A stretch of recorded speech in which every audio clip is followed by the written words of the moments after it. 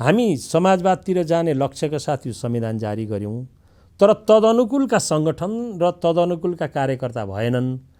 अब मलाई ट्याक्स नतिरिकन पैसा सबभन्दा बढी कमाउनु पर्छ, कुनै पनि दलले ट्याक्स नतिरेको मान्छेलाई म टिकट दिन्न है भन्न सक्दैन नि। कमाऊ पैसा तर राज्यलाई ट्याक्स तिर भन्न सक्दैन। पार्टीलाई चन्दा देऊ भन्न हो, पार्टीलाई चन्दा देऊ भन्न सक्छ। त्यसैले उद्देश्य समाजवाद र साम्यवादको लिने, अनि व्यवहार चाहिँ कस्तो गर्ने भन्दा ठेकदार बिचौलिया दलालबाट गाँचिएर बस्ने र अनि तिनै दलाल ठेकदार र बिचौलियाहरू नेताको जन्मदिनका दिन सबभन्दा ठुलो केक बोकेर जाने अनि बत्ती बालेर सार्वजनिक गर्ने। अनि बिचरा आस्थाको लागि रान्ति गरेको कार्यकर्ता त्यहाँ जाने हिम्मतै गर्दैन। त्यसैले क्रोनी क्यापिटलिजमले जसरी हाम्रो समाजलाई र समाजको विकासलाई गाँजेको छ, यसलाई भत्काउनु जरुरी छ। यसलाई भत्काउनका लागि अहिलेको जुन नेतृत्व छ प्रमुख राजनीतिक दलहरूको, त्यो नेतृत्वले सक्दैन। नमस्ते, म तीर्थ कोइराला। अतुल्यको आजको श्रृङ्खलामा यहाँहरूलाई स्वागत छ। नेपाली राजनीतिमा विवाद गर्न, बहस गर्न, सहमति र असहमतिका कुराहरू गरिरहनका लागि खाँचो हुँदैन।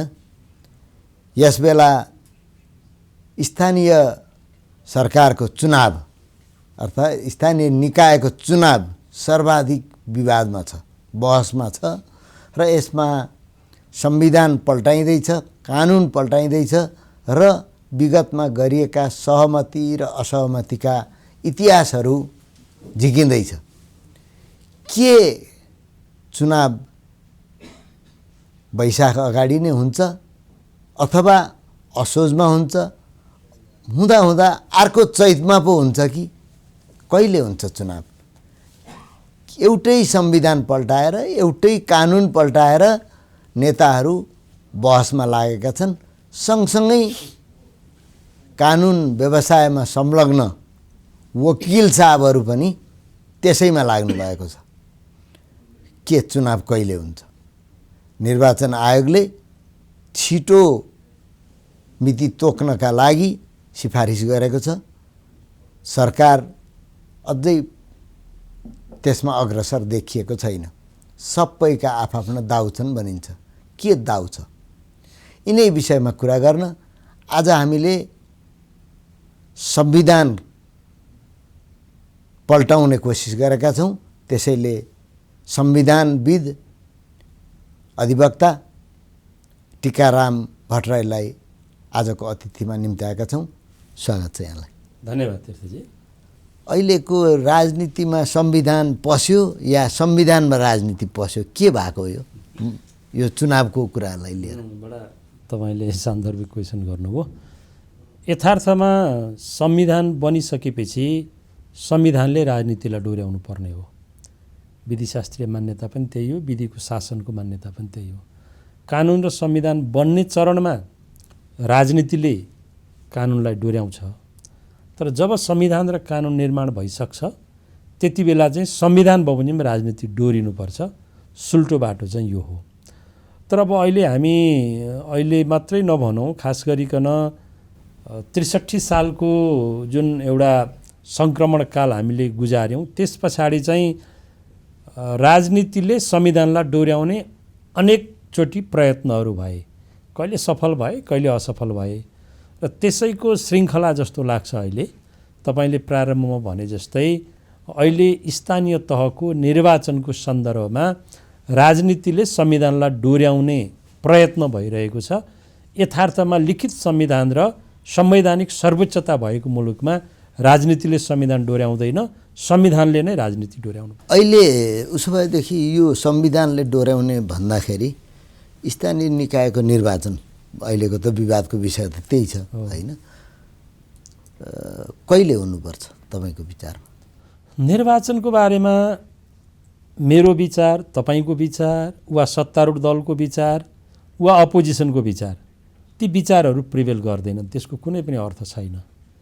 संविधानले जे निर्धारण गरेको छ त्यो स्वचालित हुन्छ र सरकारले र निर्वाचन आयोगले संविधानका संवैधानिक प्रावधानहरूलाई स्वचालित बनाउनका लागि सहयोग मात्रै गर्ने हो, त्यसलाई क्रियाशील बनाउनका लागि।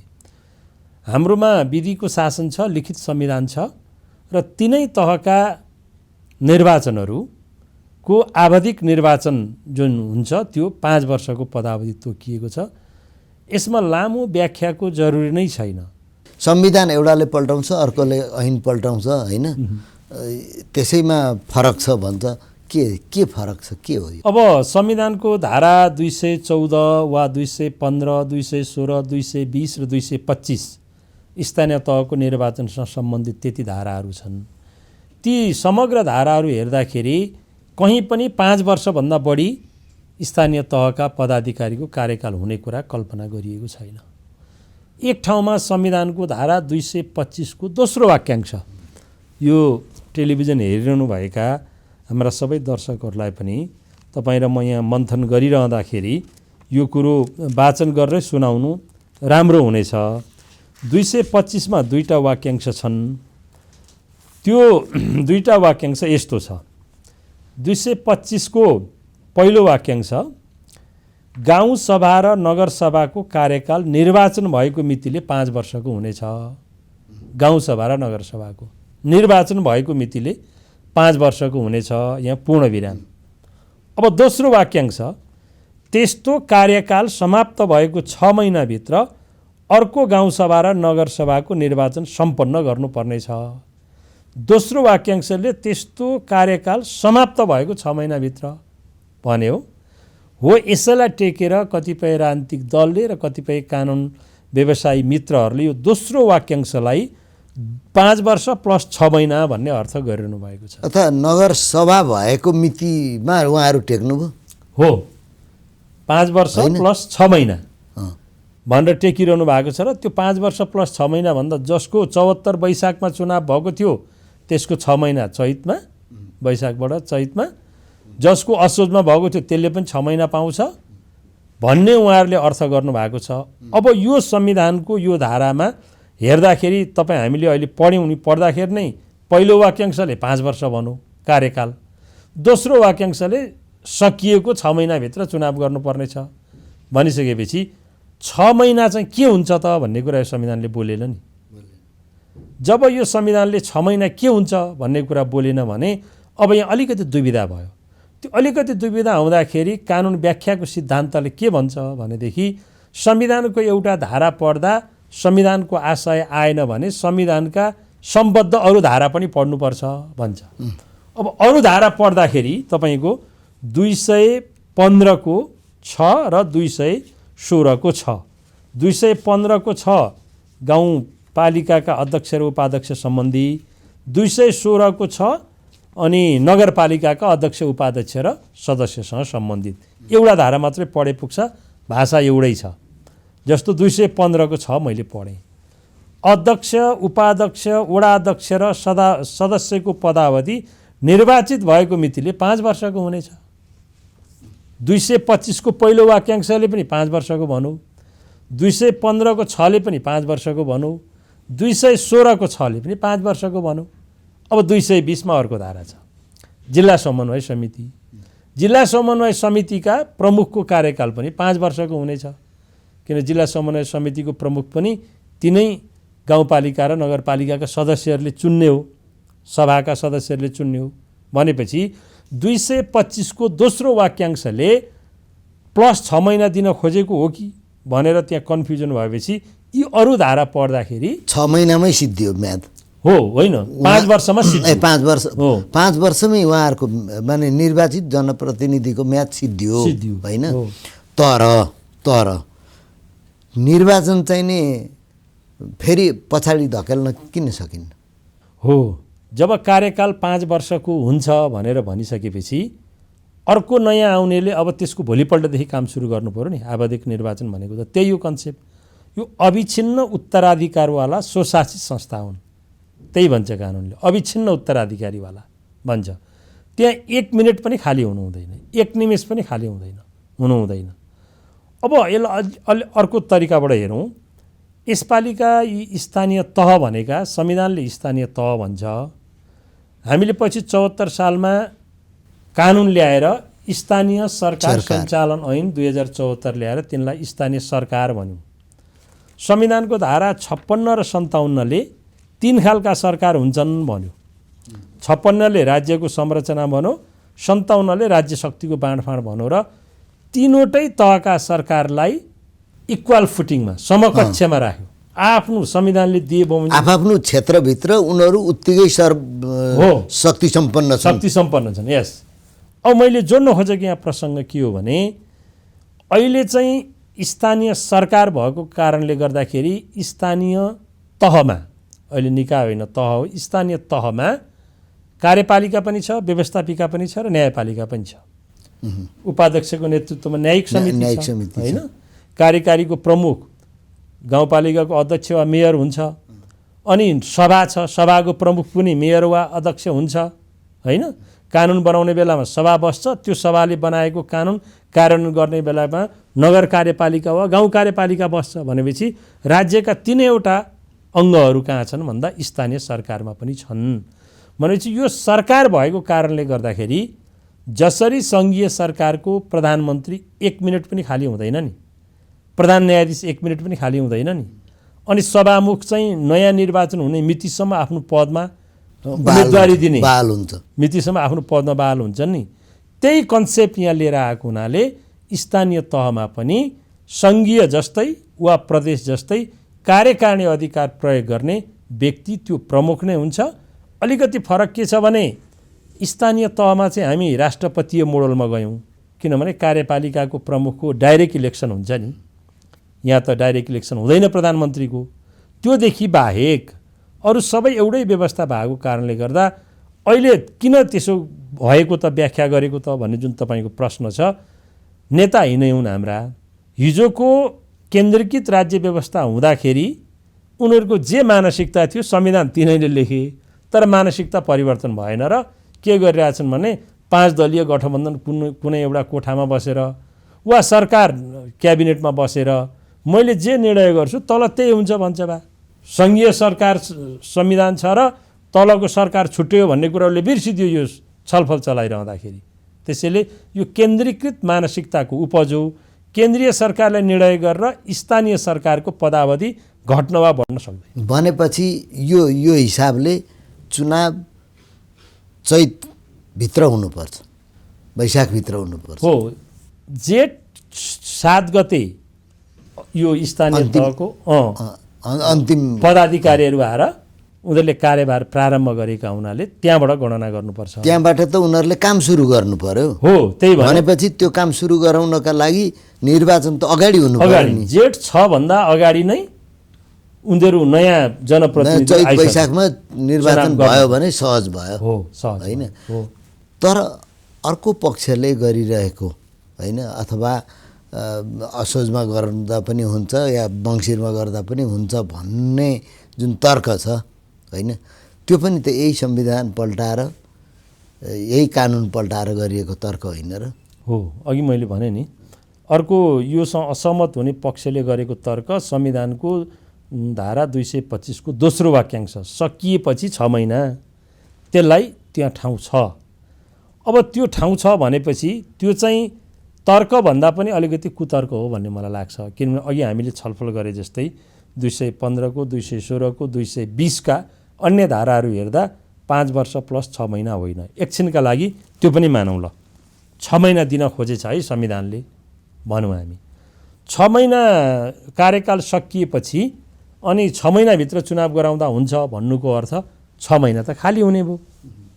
यदि खाली गर्ने निर्वाचित जनप्रतिनिधिको 6 महिना खाली गर्ने, जनप्रतिनिधिको कार्यकाल 5 वर्षको भनेपछि सिद्धिको 5 वर्षपछि होइन। अब त्यसको भोलिपल्टदेखि कसले काम गर्छ? त्यहाँ कार्यकारी कर्मचारीले गर्ने हो। यदि संविधान निर्माताको मनसाय त्यो थियो भने त्यो त्यही लेखिन्थ्यो। अविच्छिन्न भन्ने पनि त हुने थिएन नि त। अविच्छिन्न भन्ने पनि हुने थिएन। त्यही लेखिन्थ्यो। अब म यसको तपाईँलाई अर्को उदाहरण दिन्छु। त्यही लेखिन्थ्यो कसरी भन्दा 47 सालको संविधान अन्तर्गत हामीसँग स्थानीय स्वायत्त शासन ऐन 2055 भन्ने थियो। अन्तिमको चुनाव 54 सालमा भयो होइन। स्थानीय तहको त्यति बेलाको संविधान अन्तर्गत स्थानीय निकायको 54 सालमा भएका जनप्रतिनिधिहरूको म्याद 59 सालमा सिद्धियो, 5 वर्षको सिद्धियो। त्यस पछाडि के गर्ने भन्दा त्यति बेला चाहिँ त्यो ऐनले के भन्थ्यो भने कुनै कारणवश निर्वाचन हुन नसकेमा श्री 5 को सरकारले, त्यति बेला श्री 5 को सरकार थियो, श्री 5 को सरकारले पुरानै निर्वाचित प्रतिनिधिलाई अर्को निर्वाचन नहुन्जेलसम्म कामकाज गर्न खटाउन सक्नेछ वा अन्य प्रबन्धद्वारा स्थानीय निकायको सञ्चालन गरिनेछ भन्ने वाक्यांश थियो। अहिले त्यो छैन। अहिले त्यो छैन। अनि त्यति बेला भनेपछि अहिलेको जनप्रतिनिधिले निर्वाचन भएन भने पनि 5 वर्ष पुगेको भोलिपल्ट कुर्सी खाली गर्नुपर्छ। एकदम। अब त्यसको इम्प्याक्ट के हुन्छ हेर्नुहोस् है। अब त्यसको अहिले सुनिँदैछ सत्तारूढ घटकहरूको बिचमा चाहिँ त्यो संशोधन गरेर कर्मचारीलाई 6 महिनाको बिचमा काम गर्न दिने यस्तै केही भन्ने सुनिँदैछ र त्यो प्रयोजनको लागि कानुन संशोधन गर्ने भन्ने सुनिँदैछ अहिले सार्वजनिक सञ्चार माध्यममा। त्यसो गर्न किन मिल्दैन भन्नुहुन्छ भने अहिले तपाईँ त्यो त संविधानले नै दिएन। अब त्यसो गर्दा यसको प्रभाव के हुन्छ? सत्ता पक्षले बलमिचाइ गरेर संसदबाट त्यो पास पनि गर्यो कानुन वा अध्यादेशबाट ल्याए एक्सनको लागि भने त्यसको इम्प्याक्ट प्रभाव कहाँ पर्छ भन्नुहुन्छ भनेदेखि यो स्थानीय सरकार सञ्चालन ऐनमा वार्ड अध्यक्षले 13 प्रकारका सिफारिस गर्नुपर्छ। वार्ड अध्यक्षले जन्म, मृत्यु, बसाइसराई, घर जग्गा, बसोबास प्रमाणितदेखि लिएर नागरिकतादेखि लिएर जति छन् प्रमाणित होइन, असल चालचलन, विदेश जान सबै प्रमाणित कसले गर्नुपर्छ? वार्ड अध्यक्षको काम कर्तव्य र अधिकारमा छ। अब त्यो वार्ड अध्यक्षले सिफारिस गर्नुपर्ने त्यो कानुनको व्यवस्था छ। अब त्यहाँ कर्मचारीले कलम चोक्न मिलेन, त्यो काम ठप्प भयो। त्योभन्दा संवेदनशील के छ भन्नुहुन्छ भने तपाईँको अहिले त स्थानीय तह सबै सार्वजनिक विद्यालयहरू, सरकारी विद्यालयहरू त पालिका अन्तर्गत छ। त्यहाँ कार्यरत शिक्षक र कर्मचारीको तलब पालिकाहरूले खुवाउँछन्। नेपाल सरकारले सिधै त्यहाँ पैसा पठाउँछ र पालिकाहरूले खुवाउँछन्। अब त्यो पालिकाहरूले खुवाउनका लागि चेकमा सिग्नेचर गर्नुपर्छ, उनीहरूले तलब खान पाउँदैनन्। किन? त्यो त प्रमुखले गर्नुपर्छ, अरूले गरेर हुँदैन। त्यो पनि काम ठप्प हुन्छ। अरू यो कर्मचारी समायोजन भएर वा सरकारका सङ्गठनहरू नै समायोजन भएर धेरै सरकारी कार्यालयहरू स्थानीय तहको मातहतमा गएका छन्। उदाहरणको लागि हेल्थ पोस्टहरू सबै गएका छन् होइन, अयवहरू गएका छन्, कृषिका गएका छन्। धेरैवटा मन्त्रालयका स्थानीय इकाइहरू वडाध्यक्ष अथवा कार्यपालिका प्रमुख पनि मातहतमा छन्। भनेपछि अब तिनलाई पनि तलब खुवाउनुपर्छ। तिनको सुपरभिजन गर्नुपर्छ तिनै स्थानीय कार्यपालिकाका प्रमुखहरूले। त्यो काम पनि बन्द हुन्छ।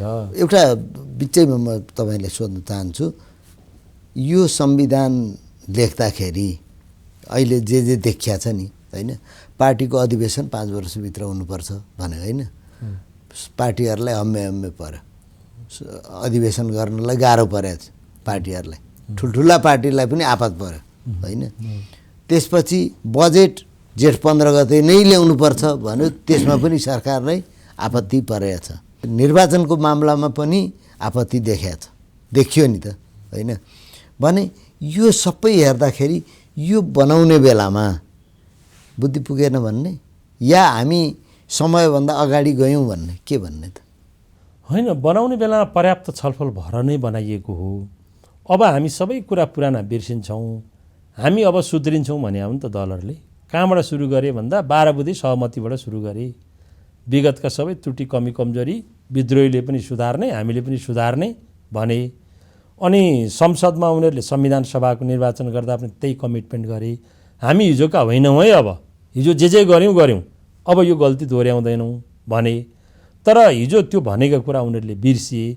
यथार्थमा यो जानी बुझिकन यो व्यवस्था राखेको हो र त्यसरी नराख्ने हो भने त तपाईँ व्यवस्था नै रहन सक्दैन नि त। जस्तै अस्ति संसद विघटन भयो होइन 1 वर्ष अगाडि, त्यो बेला पनि यही संविधान समस्या भयो।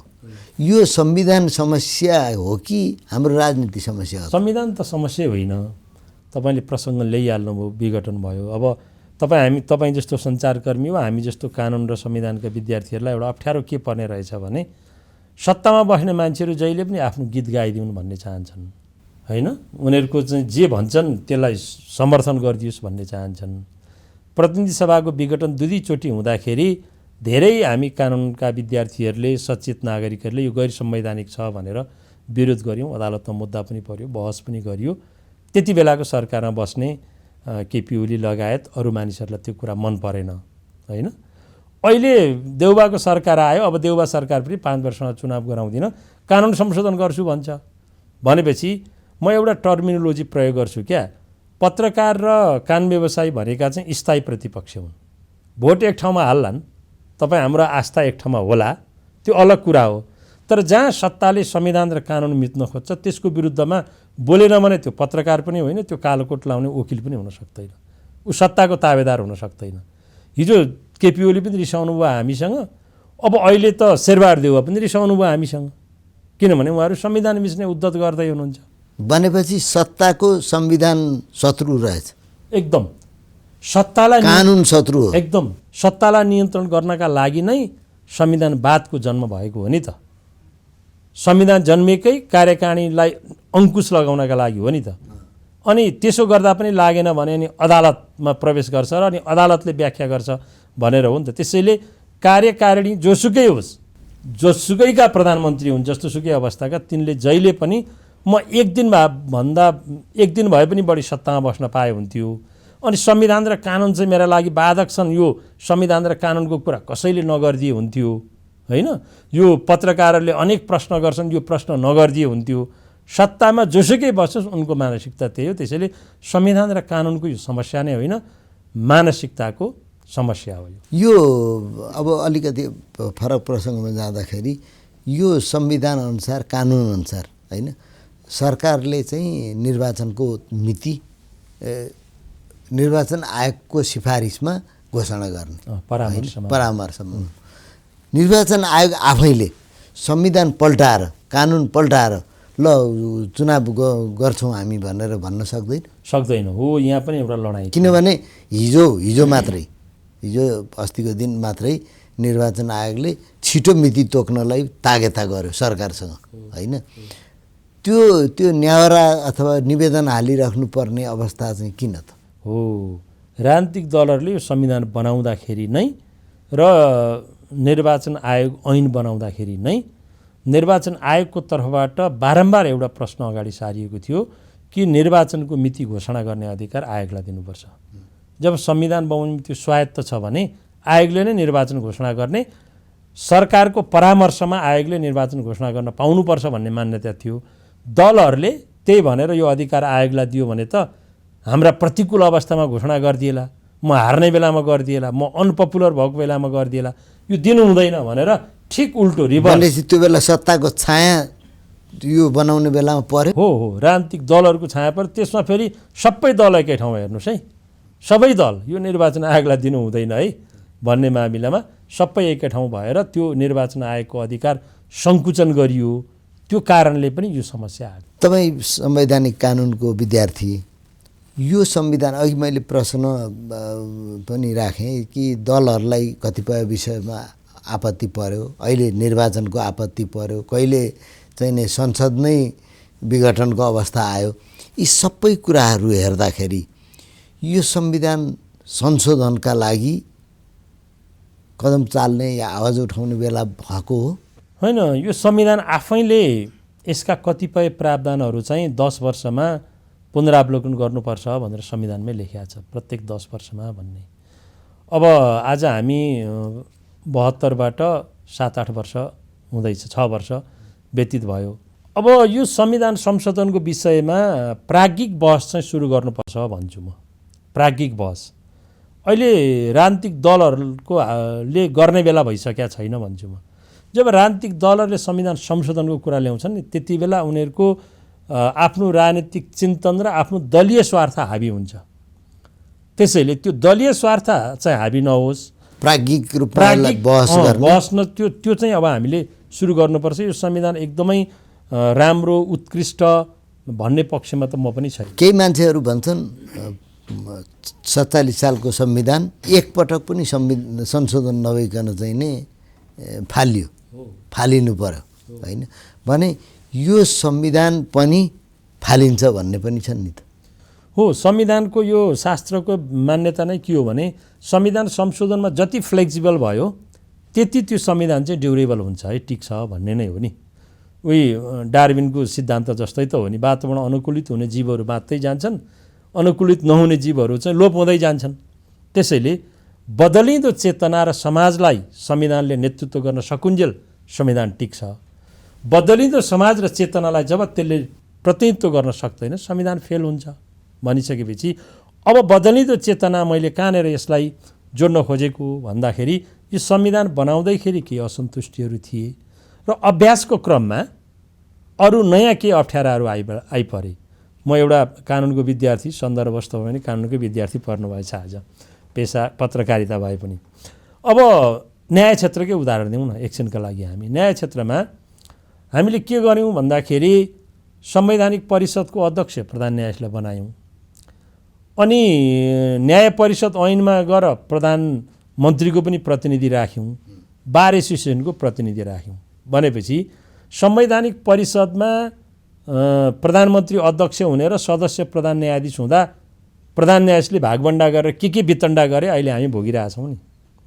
प्रधान न्यायाधीशले हिस्सेदारी खोज्न थाल्यो, अनि राजनीतिक दलका नेताहरू तँलाई यति कोटा दिन्छु हो, मैले संविधान मिचेको चाहिँ तँ मलाई मुद्दा नहराइदिए भनेर काने खुसी गर्न थाले, मिलीभगतमा गर्न थाले। अनि प्रधान न्यायाधीश आफै बसेर नियुक्ति गरेका विषय सर्वोच्च अदालतमा मुद्दा पर्यो। संसारमा कहीँ त्यस्तो छैन होला कि प्रधान न्यायाधीश बसेर गरेको नियुक्तिको सम्बन्धमा आज 15 महिना भयो प्रारम्भिक सुनवाई पनि हुँदैन। तर तपाईँहरू वकिलहरू त के अरे राजनीतिले लगेर उसलाई प्रधान न्यायाधीशलाई तान्यो, राजनीतिले तान्यो नि त। अनि प्रधान न्यायाधीशकै विरुद्धमा मात्रै लाग्नु, पोलिटिक्सको विरुद्धमा त बोल्न सक्नु। त्यसैले हामीले अहिले के भन्दैछौँ भन्दा संविधान संशोधनको प्रसङ्गमा यो आएको थियो, अभ्यासको क्रममा प्रधान न्यायाधीशलाई संवैधानिक परिषदमा राख्ने कुरा पनि अब पुनरावलोकन गर्नुपर्ने हो कि। अनि न्यायाधीश नियुक्तिको सन्दर्भमा प्रधानमन्त्रीको छुट्टै प्रतिनिधि हुने, कानुन मन्त्री पनि हुने, भनेपछि दुईवटा भए प्रधानमन्त्रीका प्रतिनिधि, अनि बारको प्रतिनिधि पनि हुने। बार पनि अब राजनीतिभन्दा निरपेक्ष त छैन भनेपछि 3 जना राजनीतिक क्षेत्रको प्रतिनिधित्व हुने भइसकेपछि अब भागभण्डा चल्न थाल्यो र तपाईँसँग भन्न गाह्रै छैन। इजलासको अनुहार कहिल्यै नदेखेका मान्छे न्यायाधीश भएका छन्, हामी श्रीमान भनेर बहस गर्न जानुपर्छ।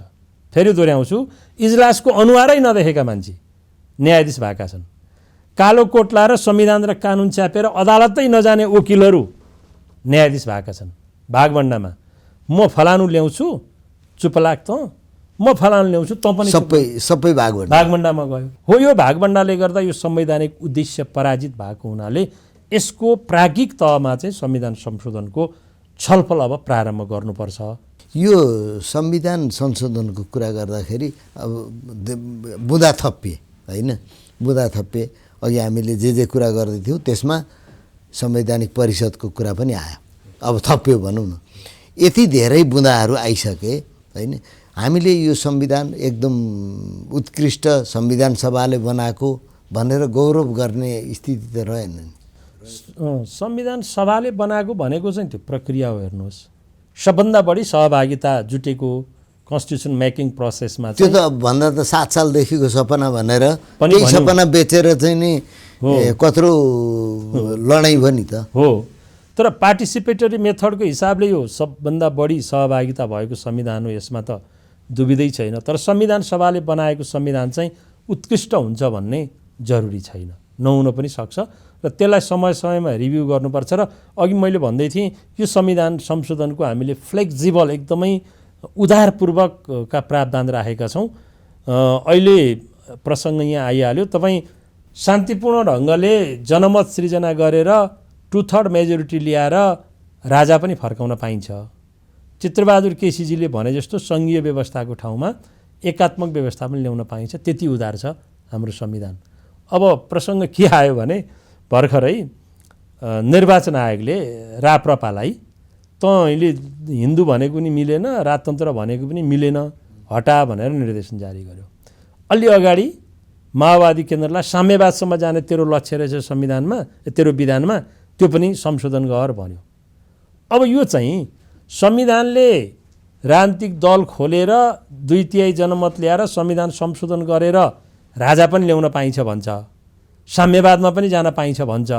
निर्वाचन आयोग चाहिँ के भन्दैछ भन्दा यो त हटा भन्छ। मानसिकता क्या यो। निर्वाचन आयोगले अब त्यसमा कुनै राजनीतिक लिङ्केज जोड्न सकिन्छ निर्वाचन आयोगलाई?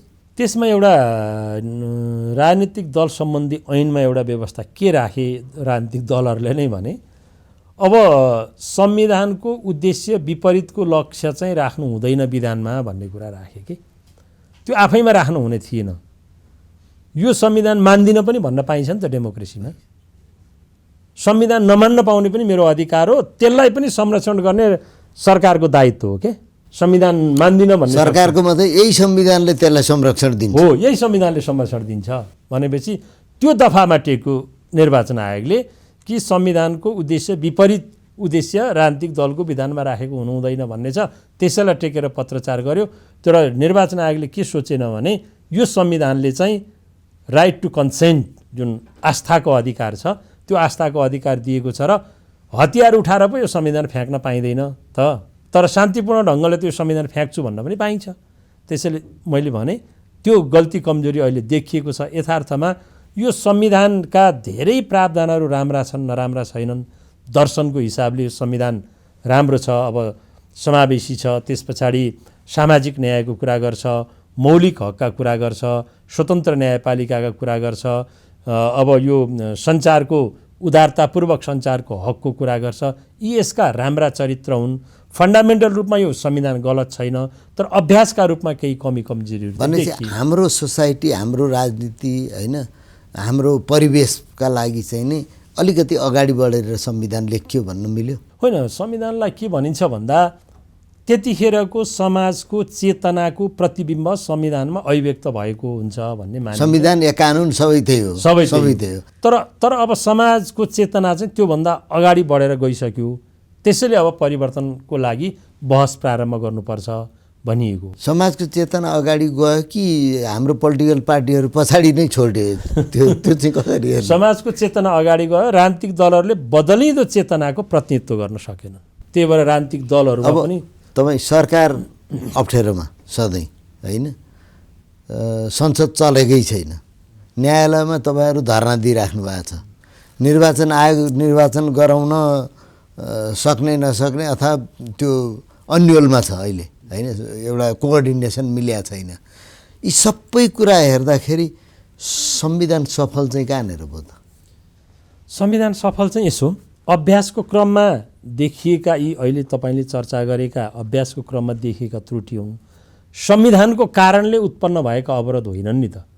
संविधानले 5 वर्ष पालन गर्नलाई गाह्रो हो नि त। हो, पालन गर्नका लागि दलहरूले चाहिँ बलजफती गर्न थाले, जुनसुकै दलहरू हुन् बलजफती गर्न थाले भनिसकेपछि दलहरूको प्रवृत्ति बदल्ने हो। दलहरूको प्रवृत्ति बदल्नु भन्नुको अर्थ त्यो ती राजनीतिक दलहरूमा नयाँ पुस्ता प्रवेश पाउनु पर्यो। राजनीतिक दलका प्रत्येक त्यसका सदस्यहरू कार्यकर्ता असल इमान्दार र यो समाजवादमा जाने लक्ष्य राखेको संविधानप्रति प्रतिबद्ध हुनु पर्यो। त्यो सुधार गरिसकेपछि संवैधानिक अभ्यास त स्वचालित हुन्छ। स्वचालित संवैधानिक अभ्यासलाई अवरोध सृजना गर्ने काम दलीय चिन्तनले र दलहरूका नेताका प्रमुख नेताहरूको त्यो मानसिकताको कारणले अवरोध भएको हो। संविधानका यो व्यवस्थाका कारणले चाहिँ अवरोध भएको छैन। यदि कहीँ अवरोध छ भने पनि अघि हामीले चर्चा गरे जस्तो त्यसलाई सुधार्न सकिन्छ।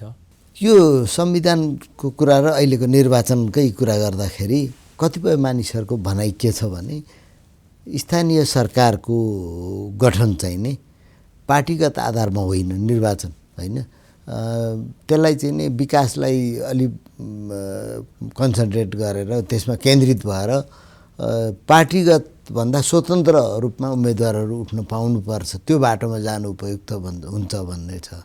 तपाईँलाई के लाग्छ? यो संविधान निर्माण गर्दाखेरि पनि यो मत बलियो थियो। पहिलो संविधान सभाको जुन रिपोर्ट छ अहिले पनि अभिलेखित छ, त्यो यो मत पनि त्यहाँ प्रशस्त आएको थियो। पछि कानुन बनाउने बेलामा पनि यो मत आएको थियो र यो तर्कमा दम छ। त्यसमा दुईटा मोडालिटी गर्न सकिन्छ। यदि सबै सकिँदैन भने पनि डाइरेक्ट इलेक्सन हुन्छ कार्यपालिका प्रमुखको, मेयर र अध्यक्षको होइन, त्यो दुईटा बाहेक उनीहरू चाहिँ फेरि अनियन्त्रित होला, दलप्रति एकाउन्टेबल भएन भने को प्रति एकाउन्टेबल हुने, उसलाई बाँध्ने पनि त चाहियो नि त। उनीहरूको चाहिँ इलेक्सन दलीय आधारमा गरेर बाँकी चाहिँ दलको सदस्यता आवश्यक नपर्ने, टिकट आवश्यक नपर्ने व्यवस्था गर्न सकिन्छ। यो संविधान संशोधनका क्रममा छलफल गर्न सकिने विषय नै हो र त्यसलाई प्योर डेभलपमेन्ट युनिटको रूपमा, एडमिनिस्ट्रेटिभ प्लस डेभलपमेन्ट युनिटको रूपमा त्यसलाई चाहिँ विकास गर्न सकिन्छ। विश्वका कतिपय मुलुकहरूमा त्यो प्रावधान पनि राखेको छ। अब सुरुमा संविधान यो कानुन बनाउँदा हेर्नुहोस् है कस्तो थियो भने स्थानीय तहमा निर्वाचित मान्छे चाहिँ एउटा दलबाट निर्वाचित भयो भने पनि अर्को दलमा गयो भने दल परिवर्तन गरेको आधारमा उसलाई कारबाही गर्नु हुँदैन भन्ने मान्यताका आधारमा त्यो व्यवस्थै राखिएको थिएन। पछि राजनीतिक दल सम्बन्धी ऐनको एउटा दफामा ल्याएर दलहरूले के घुसाएछन्, छलफलै नभइकन भने अब दल परिवर्तन गर्यो भने कारबाही गर्ने भनेर राखेछन्। त्यति त बुद्धि पुर्याएको थियो पहिले, होइन? अर्को दलमा जान्छ भने जाओस्, किनभने पुरै त्यसलाई नियन्त्रण गर्नु हुँदैन है भन्ने। चुनावका बेला टिकट लियोस् दलबाट ठिकै छ, त्यसपछि दल परिवर्तन गर्यो भने पनि कारबाही चाहिँ त्यसलाई गर्नु हुँदैन यसमा भन्ने थियो। यसमा यो दलीय हुनुहुन्छ या हुनुहुन्न भन्ने सिलसिलामा दलहरूले स्थानीय निकाय त अहिले त रिसोर्स धेरै खेलाउने निकाय हुन्, होइन? दलहरू बलियाउनका लागि त्यहाँ अहिले भ्रष्टाचारका कुरा आइरहेछन्, सारा अनियमितताका कुरा पनि धेरै अख्तियारमा परेको मुद्दाको धेरै पर्सेन्ट स्थानीय निकायको देखिया छ, होइन? बेरोजुको मात्रा पनि त्यही अनुसार बढ्दै गएको छ भने त्यो पार्टीहरूले त्यो आफ्नो पकडमा राख्नलाई गरे भन्ने लाग्दैन? त्यस्तो पनि हुन्छ। रिसोर्सहरूमा चाहिँ पार्टीहरूले कब्जा गर्ने यो आम प्रवृत्ति हेर्नुहोस्। सङ्घीय सरकार होस्, प्रदेश सरकार होस्, स्थानीय सरकार होस्, राजनीतिक दलहरू, अघि हामीले चेतना परिवर्तनको कुरा गर्दै थियौँ नि, र अहिलेका राजनीतिक दलहरू भने परिवर्तनको एजेन्डा सिद्धिहाल्यो, गणतन्त्र आइहाल्यो, योभन्दा अर्को उन्नत छैन। अब के गर्ने भन्दा अब कमाउने के गरी भन्दाखेरि एउटा वार्डमा एउटा परियोजना लग्यो अनि एउटा उपभोक्ता समिति बनाइदियो, अनि उपभोक्ता समितिले एउटा परियोजना बनायो, कुलो बनाउने, बाँध बनाउने, बाटो बनाउने, अनि 7 लाखको परियोजना बन्यो, काम चाहिँ 2 लाखको गऱ्यो, 5 लाख चाहिँ बाँडेर खायो। यो प्रवृत्ति त छ नै, तर यो संविधान र कानुनले सिर्जना गरेको प्रवृत्ति होइन, त्यो प्रवृत्ति हिजो पनि थियो। हो, त्यसलाई बाँध्नका लागि चाहिँ नि हाम्रो कानुन, हाम्रो संविधान सक्षम भएन नि त। हो, त्यो यो संविधानले का एक्टरहरू भनेका पोलिटिकल पार्टीहरू नै हुन्। जब पोलिटिकल पार्टीहरूमा नै त्यो चिन्तन हाबी भएको छ भने संविधान त कसरी सफल हुन्छ र? भनौँ न, प्रमुख राजनीतिक दलका नेताहरू ठेकदारसँग पैसा नलिकन चुनाव लड्न सक्दैनन्, अनि पार्टीका सम्मेलन अधिवेशनमा एउटा ठेकदारले सबैको सदस्यता रिन्यू गरिदिन्छ र अनि चुनाव लड्न जान्छ, अनि जसले त्यो सदस्यताको पैसा तिर्दियो त्यही त्यो कमिटीको प्रमुख हुन्छ भनिसकेपछि भनिन्छ नि यो दलाल पुँजीवाद अथवा क्रोनी क्यापिटलिजम, अझै आसेपासे पुँजीवाद, त्यसले हाम्रो डेमोक्रेसी र गणतन्त्रलाई यसरी गाँजेको छ कि यो चेन भत्काउन धेरै गाह्रो छ। क भन्ने व्यक्ति प्रधानमन्त्री हुँदा त्यसका नजिकका ठेकदार, त्यसका नजिकका आफ्ना गुटका कार्यकर्ताले ठेक्का पाउने, के सुविधा पाउने, उसका परिवारका नातागोता सुविधाको कुरा छोड्नु, ठेकदारले बाटो बनाउन ठेक्का लिएको 7 महिनामा बनाउँछु भनेको बाटो 7 वर्ष नबनाउँदा पनि हुने, होइन? 10 महिनामा बनाउँछु भनेको पुल 10 वर्ष नबनाउँदा हुने। यो अवस्था बोकेर हामी उत्कृष्ट संविधान, उत्कृष्ट व्यवस्था, उत्कृष्ट चाहिँ नि हामी नेता, उत्कृष्ट पार्टी भनेर कतिन्जेल हिँड्ने त? हो, ठिकै भन्नुभयो। अब हामी अन्तिमतिर पनि छौँ होला। मैले यसलाई थ्योराइज गर्दाखेरि म के भन्छु भन्दाखेरि हामी समाजवादतिर जाने लक्ष्यका साथ यो संविधान जारी गऱ्यौँ, तर तदनुकूलका सङ्गठन र तदनुकूलका कार्यकर्ता भएनन्। अब मलाई ट्याक्स नतिरिकन पैसा सबभन्दा बढी कमाउनु पर्छ, कुनै पनि दलले ट्याक्स नतिरेको मान्छेलाई म टिकट दिन्न है भन्न सक्दैन नि। कमाऊ पैसा तर राज्यलाई ट्याक्स तिर भन्न सक्दैन। पार्टीलाई चन्दा देऊ भन्न सक्छ। हो, पार्टीलाई चन्दा देऊ भन्न सक्छ। त्यसैले उद्देश्य समाजवाद र साम्यवादको लिने, अनि व्यवहार चाहिँ कस्तो गर्ने भन्दा ठेकदार, बिचौलिया, दलालबाट गाँचिएर बस्ने र अनि तिनै दलाल, ठेकदार र बिचौलियाहरू नेताको जन्मदिनका दिन सबभन्दा ठुलो केक बोकेर जाने, अनि बत्ती बालेर सार्वजनिक गर्ने, अनि बिचरा आस्थाको लागि राजनीति गरेको कार्यकर्ता त्यहाँ जाने हिम्मतै गर्दैन। त्यसैले क्रोनी क्यापिटलिजमले जसरी हाम्रो समाजलाई र समाजको विकासलाई गाँजेको छ यसलाई भत्काउनु जरुरी छ। यसलाई भत्काउनका लागि अहिलेको जुन नेतृत्व छ प्रमुख राजनीतिक दलहरूको त्यो नेतृत्वले सक्दैन। त्यो राजनीतिक दलहरूमा नै फ्रेस स्टार्ट र फ्रेस रिक्रुटमेन्ट हुन जरुरी छ। त्यो चेतनासहितका कार्यकर्ताहरू आउन जरुरी छ। त्यो कार्यकर्तालाई त्यसरी आउन नदिने प्रवृत्ति भएका नेताहरूलाई पराजित गर्नुपर्छ र पोलिटिकल पार्टीमा रिफर्म गर्नुपर्छ, अनि मात्र यो संविधानले काम गर्न सक्छ। त्यो रिफर्म अलिकति पोलिटिकल विषयमा गयौँ हामी, कानुनी कुरा गर्दै त्यो रिफर्मको खोजी सबैले यो रिफर्मको खोजी गर्छन्, तर पार्टीहरूका महाधिवेशन हेर्नुहोस्, तिनै नेताहरूलाई का अगाडि बोल्न नसकेर तिनीहरूलाई छान्छन् होइन। नयाँ नेतृत्व आउनै सक्दैन, फरक मत राख्नेलाई त्यहाँ टेक्नै दिँदैन। त्यो रिफर्म अब आन्दोलनबाट आउने हो, विद्यार्थी आन्दोलन या सडक आन्दोलन, त्यो आन्दोलन अहिले छैन होइन, अथवा कुनै नयाँ परिवेशले ल्याउने हो त्यो पनि देखिँदैन भने हामी रिफर्म कसरी हुन्छ भनेर आशा राख्न सक्छौँ। म चाहिँ आशावादी छु। किन आशावादी छु भन्नुहुन्छ भने मैले अघि पनि भने अहिलेको नेतृत्व जुन छ यी प्रमुख पार्टीहरूमा त्यो नेतृत्वको अन्त्य नभइकन त रिफर्म सम्भव छैन। अब यसो उमेर र नेता सम्झिउन झलझली नाम किन लिनु? उमेर र नेता सम्झिँदा यी अहिलेका प्रमुख दलका प्रमुख नेताहरूको स्वास्थ्य अवस्थाको कारणले, उमेर अवस्थाको कारणले, सक्रियताको कारणले बढीमा 4-5 वर्ष होला। त्यस पछाडि त्यहाँ म रिफर्मको गुन्जाइस देख्छु र अहिले पढे लेखेका संसार देखेका धेरै मान्छेहरू बाहिर पनि छन् र यहाँ बसेर काम गरिरहेछन्। राजनीतिलाई सुधार गर्नुपर्छ भन्ने त्यो इच्छा शक्तिका साथ उनीहरू आएका छन्। त्यस्ता कार्यकर्ताहरू हरेक पार्टीमा लाग्नु पर्छ। तर फर्स्ट जेनेरेसनको लिडरहरूले, अहिले भएको लिडरसिपले सेकेन्ड जेनेरेसनलाई पनि पोल्युटेड गरिसक्यो भन्ने लाग्दैन? केही मात्रामा पोल्युटेड भएको छ। थर्ड जेनेरेसन, फोर्थ जेनेरेसन पनि तयार भइसक्यो नि त। त्यसैले त्यो रिप्लेस हुँदै हुँदै जान्छ। अब अन्तिममा यो संविधानका कुरा गऱ्यौँ, निर्वाचन कानुनका कुरा गऱ्यौँ, स्थानीय निकायको पदावधिको कुरा गऱ्यौँ। त्यो गरिसक्दाखेरि अब चुनाव, सरकारले चुनावका लागि मिति दिएन अहिले मानिलिउँ होइन, निर्वाचन आयोगले माग गर्दा गर्दै पनि दिएन होइन, र कानुन संशोधनको बाटोमा गयो होइन, जान सक्ने भने त्यो गयो भने के हुन्छ?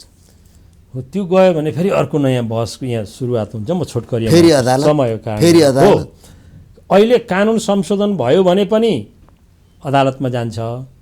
अनि चुनावको मिति घोषणा गरिएन भने पनि विवाद अदालतमा जान्छ। गरियो भने पनि जान सक्छ। भनेपछि चुनाव नहुने सम्भावना चाहिँ अब त्यो अदालत गइसकेपछि अर्को अप्ठ्यारो म तपाईँलाई अदालत गइसकेपछि नयाँ अध्यादेश ल्यायो सरकारले अथवा कानुनै पार्लियामेन्टले पास गर्यो भने पार्लियामेन्ट त चलेकै छैन, अध्यादेशको बाटो जाने होला। अध्यादेशको बाटो गयो भने त्यो अध्यादेशको संवैधानिकता परीक्षण गर्न सर्वोच्च जान्छ। त्यो विवाद चाहिँ संवैधानिक इजलासले हेर्नुपर्छ। त्यसको प्रमुख प्रधान न्यायाधीश छन् संविधान बमोजिम। प्रधान न्यायाधीश बिना त्यो हेर्ने ठाउँै छैन। प्रधान न्यायाधीशसँग बाँकी 19 जना न्यायाधीश बस्तौन भनेर बसेका छन्। अप्ठ्यारो यो जुन छ। त्यसैले अब दलहरूलाई संविधानको कार्यान्वयन रोज्छौ कि चोलेन्द्र रोज्छौ भन्ने दिन आउँछ। अब हामी चोलेन्द्र रोज्छौँ, संविधान ड्याम केयर भने चोलेन्द्रले निर्णय गर्लान्। बाँकी 19 जना न्यायाधीश किन होइन, चोलेन्द्र भन्दा पनि प्रधान न्यायाधीश हो नि। जबसम्म त्यो कुर्सीमा बसिरहेको छ, चोलेन्द्र भनेर व्यक्ति मात्र होइन, ऊ प्रधान न्यायाधीश हो भन्ने त मान्नु पर्यो। हो, यसो हो। चोलेन्द्र मात्रै प्रधान न्यायाधीश हो भन्ने कुरा होइन, त्यो प्रधान न्यायाधीश हो होइन। त्यसैले प्रधान न्यायाधीश चोलेन्द्र हट्ने बित्तिकै अर्को जान सक्छ। तर अहिले चाहिँ दलहरूले चोलेन्द्रलाई काँधमा हालेर हिँडेको हुनाले अब हेर्नु न, न्याय परिषदको बैठक बसेको छैन 3 महिनादेखि।